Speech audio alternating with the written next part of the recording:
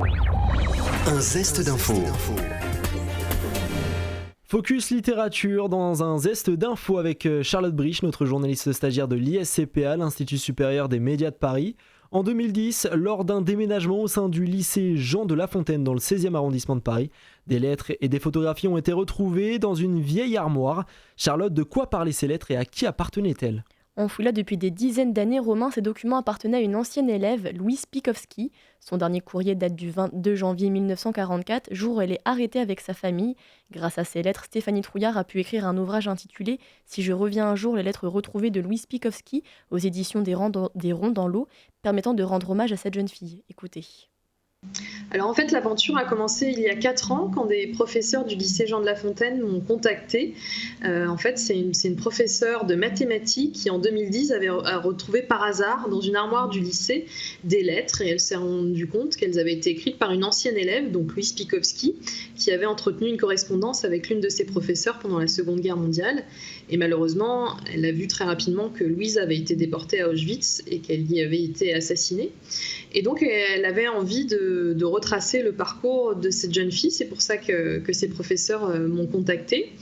Et on a eu suffisamment de matière finalement pour raconter son histoire. Et comme moi je suis journaliste pour France 24, j'ai décidé d'en faire un web documentaire tout simplement pour le site internet de France 24, puisque quand j'ai lu ces lettres, les lettres de Louise, j'ai vraiment été frappée par l'intelligence et la maturité de cette jeune fille. Et donc j'avais envie quelque part de lui rendre hommage. Vous venez donc de sortir une adaptation de cette histoire en bande dessinée. Pourquoi ce format ? Pour que ce soit plus accessible à la jeune génération, par exemple ?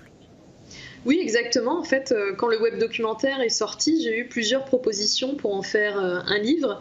Et finalement, j'ai opté pour la bande dessinée, puisque je me suis dit que ce serait une bonne manière de raconter l'histoire sous un format différent, parce que le web documentaire c'est déjà assez écrit.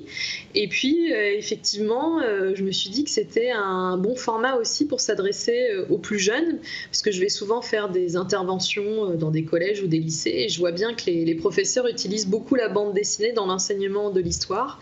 Donc je me suis dit que c'était une bonne option, voilà, pour continuer à diffuser l'histoire de Louise et ses lettres. Cet ouvrage est donc en collaboration avec le dessinateur Thibault Lambert. Pourquoi l'avoir choisi pour illustrer votre bande dessinée ? Alors en fait, j'ai tout d'abord choisi la maison d'édition des Ronds dans l'eau qu'on m'avait conseillée. Merci Charlotte Brich. À découvrir Si je reviens un jour, les lettres retrouvées de Louise Pikowski de Stéphanie Trouillard aux éditions des Ronds dans l'eau. Vous pouvez retrouver cette chronique en podcast audio-vidéo sur notre site et notre application Radio Sensation.